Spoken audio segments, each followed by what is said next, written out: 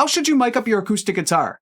This is one of those questions I often get asked, so today I want to show you a few different mic techniques and go over some best practices to help you get a great sound out of your acoustic guitar recordings. Let's dive in.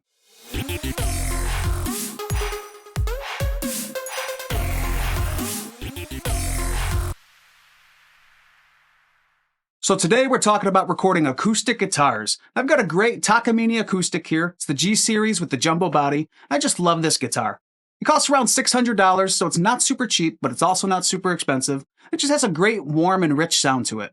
And the mic I'm using is an Technica AT4040, which is a relatively affordable large diaphragm condenser. I have a pretty wide selection of microphones at higher and lower price points, but this is just one of those microphones I use often because it captures a lot of detail and it has a great overall sound.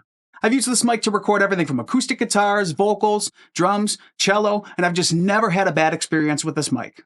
When recording acoustic guitar, one of the biggest issues is the sound coming directly out of the sound hole. It just has sort of this low boominess to it that isn't as pleasing to listen to as if you were standing in the room hearing someone play. Take a listen to what it sounds like.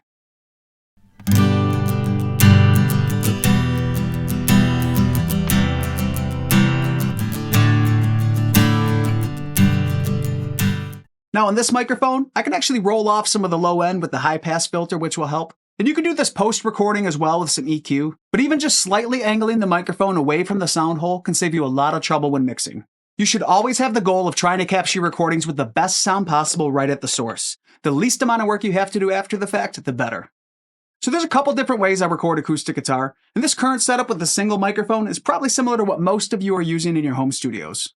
A lot of people like to place the mic at the 12th fret, about 12 inches away from the guitar, and I'll mic here often, and this can give you a nice acoustic sound.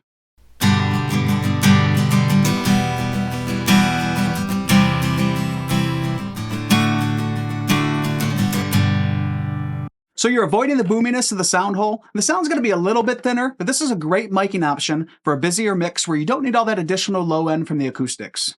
Some people like to place the microphone in the lower body of the guitar, kind of in this region here if you didn't have a cutaway, and I've done that too. You're kind of in between the sound hole and the fretboard, and this can provide great results as well.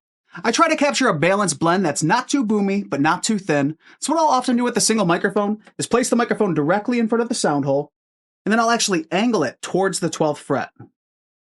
You're kind of getting the best of both worlds with the fullness of the body and the clarity of the strings, and this will work for most recording situations. It just captures a nice balance and makes it easy to get a great sounding recording.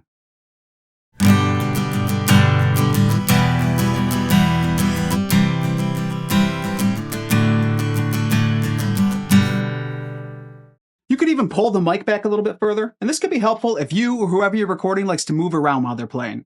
It just helps to keep a consistent tone when there's some motion going on. Sometimes I'll even use two mics, and I'll place one over the sound hole and one over the 12th fret. And this just gives you the option of creating the perfect blend when mixing your song.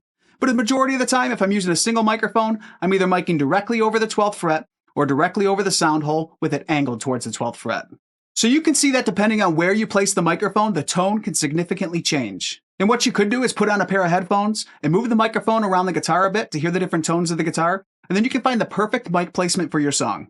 The main thing is just to make sure you're not pointing the microphone directly at the sound hole. So wherever you choose to mic, just make sure you're angling it away from there a little bit so you're not picking up too much boominess. And you don't even have to have an expensive microphone. Just one mic in the right position can capture a great sounding acoustic guitar recording. So there you have it. Those are some great miking options for recording acoustic guitar. Let me know in the comments if this was helpful to you, or if you have any questions relating to your own specific setup, or even if you have your own favorite way of miking an acoustic guitar, just leave a comment and I'd love to hear from you. Last but not least, if you want a guide that'll walk you through every step of the process from songwriting and recording up through mixing and mastering, you can download the Roadmap to a Radio-Ready Song. This guide covers the 5 steps you need to do to take your song from sounding like a demo to sounding pro. And you can download it absolutely free as my gift to you by going to FromZeroToStudio.com/roadmap, and you can start improving how you're capturing and creating your music. That's all I've got for you today. Thank you so much for watching and subscribing. I'll see you on another video soon.